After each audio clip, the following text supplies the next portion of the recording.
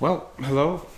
I'm Father Christopher Leith, and today, again, a little time with Father segment, something on virtues in particular. We had 3 short videos on virtue, and they were on what are virtues, why should I like my virtues, and how to gain virtue. So today, a little segment on the virtue, a particular virtue, and we start with the theological virtues. We have categories of virtue. So we start with the theological virtues, which are virtues which we practice on God Himself. And the object of the theological virtue is God Himself. So therefore, the virtue of faith is a virtue which we exercise towards God. The object of our faith is God Himself. So virtue, good habits regarding our relationship and our dealings with God Himself. So that's faith that falls in that category of the theological virtues. So we start with a couple of ideas about faith, and the first is that of the notion, the word. We live in 2020, and we live in the real world, and people have, an idea pops in your head when you think of faith, and somebody says the word faith. They don't all understand it exactly the way Catholics do. And so we want to make sure we understand faith the way that a Catholic should. And we want to understand also what people's false ideas about faith really are, what their ideas are. So we know where they're coming from when they say faith. We want to understand what do they mean by faith when they say faith. And that's so important in order to be able to manage beautifully in this world of erroneous ideas, big errors. So we'll start with the virtue of faith, and faith is then when someone says that word, we get a different notion. So we'll start with some basic notions, which begin before we even start talking about faith. We want to talk about truth. Now, scholastic philosophers teach us what does really mean the word truth. So truth is the equality between the real thing that exists of its own self, wherever it is, and the idea that's in our mind of that real thing.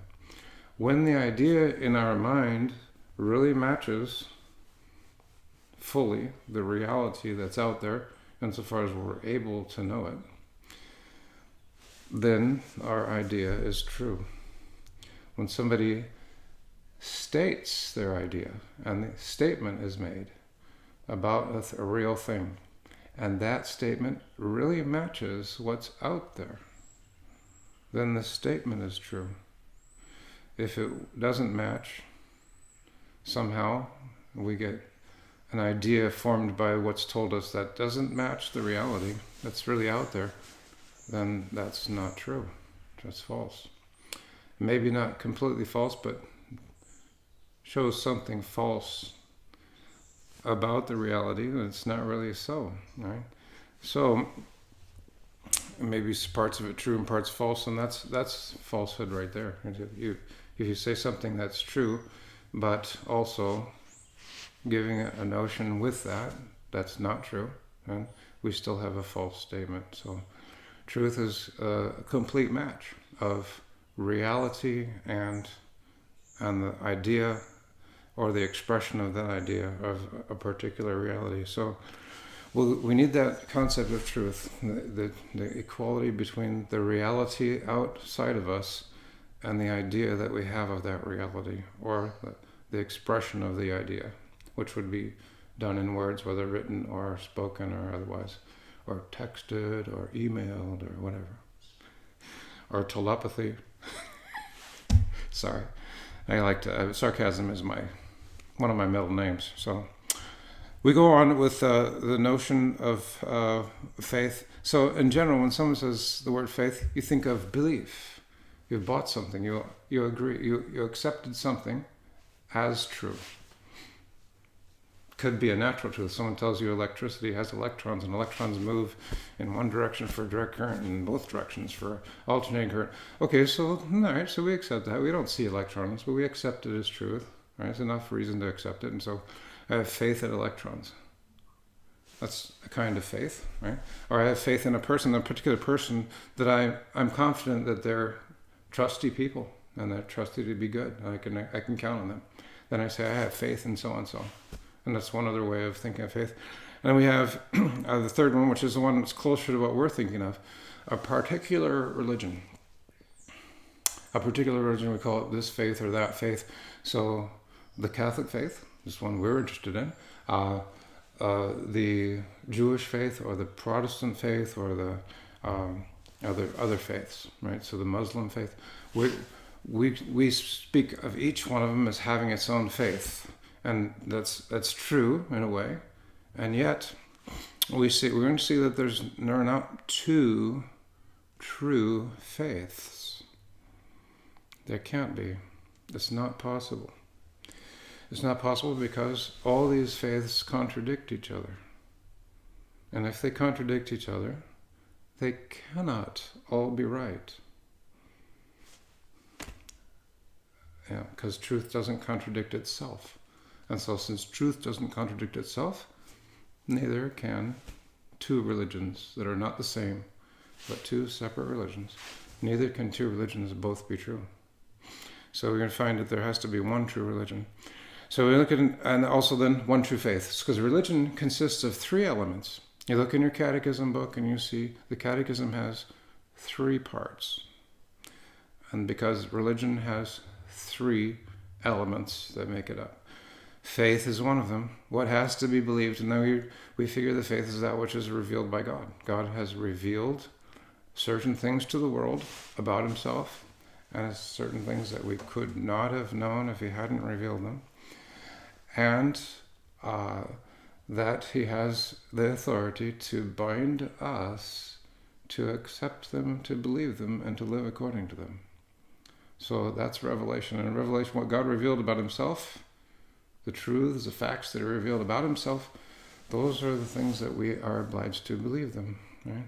Now, those are the elements of the Catholic faith that have been revealed in the Old Testament and in the New Testament through Jesus Christ and the 12 apostles.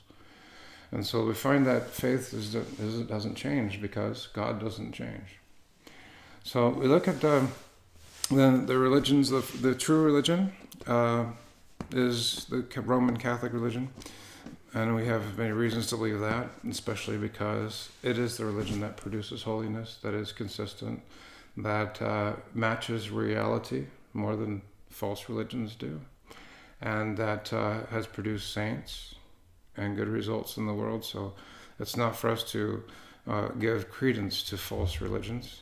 We have to say, yeah, okay, there's parts of them that are true, but as a religion, it's a false religion because parts of it are false. Or in certain cases, incomplete, even if it's not false. It leads in certain facts that are really true, but leaves out and implicitly denies by leaving them out other things that the same God has revealed to us and expected all of us to believe them. So the incomplete faith is also untrue insofar as it implicitly denies the parts that are left out. So very important to know that, to be on the ball about religion and about faith. So in the true religion, we have unchanging revelation. It doesn't change because God doesn't change. So the faith of the true religion is also, besides revelation, what God revealed for us to believe and to profess and to live according to it, is also a gift. And not just the gift because God revealed it, as giving it to the world as a gift to the whole world, but a gift to each person in particular. So each one of us needs to ask for the gift of faith. And if you have a hard time to believe, ask. God does want you to believe the Catholic religion, and you will need his help to do it. You'll need him to give it to you and help you to believe it. And if you want that to happen, you will ask God to help you do it. And that's very important. We need to ask. He wants us to ask. It pays him great honors when we ask him for those things that only he can do. He's the only God. He's the only one that can do these things, and so he loves to hear us ask him because it pays him honors. So we need to ask. It's a gift, and so we need to ask. It's also a habit. Faith is just like all the virtues, a habit, a good habit, a habit of doing good or doing well. All right, and we will strengthen our faith by practicing our faith. So some instances on how to make this habit really our habit. Frequent prayer is the first thing. Frequent prayer. Return to God with your thoughts and your cares frequently during the day. Just going back to him and saying a few things. God, you're everything to me. God, thank you for the gifts that you give me. Please help me to really appreciate them, then instead of taking them for granted and forgetting about them. We never want to drink the water until the well runs dry, And when things are normal things that we are used to having without necessarily being very grateful for them, and when they're taken away, then we start to realize, wait, look what I've lost when we didn't appreciate it to begin with. And so sometimes he does that in order to excite in us more gratitude for the immense treasures that he showers on us here on the earth. So his love, but these are treasures that we couldn't have if he were not continuously showering them upon us from heaven. So we want to be grateful to God and pray frequently. That's the first thing. Study. It helps us to realize that the Catholic faith is very logical. It goes beyond what reason can reach to, but it never goes against reason. And then Father Franks gave us a very good talk about the relationship of faith and reason. Faith never goes against reason, but it goes along with reason, but beyond what reason can reach. So this is beautiful. Watch Father Frank's video if you haven't seen that yet. It's very good. So also it's prayers, so frequent prayers, study, and then the third and a very important way of keeping our strengthening the virtue of faith is by self-control. So watching ourselves. What am I doing with my time? How do I spend my days? Where is my schedule for my duties of state, my prayers? What time do I get up in the morning? What time do I go to bed at night? What do I do with the time that's laid out in between? How do I conduct myself? How do I perform? What are my duties? Am I fulfilling my duties? Am I keeping a nice, tight schedule so that I'm busy with the right things all day long? And doing these things when they're supposed to be done, even when I don't feel like doing them, I still do them because I know that's where my happiness lies, and that's what sacrifices I have to make to say, I'm doing this even though I don't feel like it. I know it's supposed to be, so I'm doing it because it's supposed to be, because that's what God wants to do. And you're doing it because God wants it, and that's an act of faith already. You're saying, well, God expects this, so what am I waiting for? Let's take care of God. What better thing could we possibly do? Let's take care of God. And if we're thinking of God and doing the things we do because that's what God wanted from us, we're in business. We're happy people, right? So self-control starts with a daily routine, and then frequent prayers along that with a daily routine that we do, the things we have to do, and watching and us correcting ourselves when we start to go the wrong direction. All these things are acts of faith, and the faith is strengthened by each action that we perform in accordance with the things God revealed to us, the Catholic faith.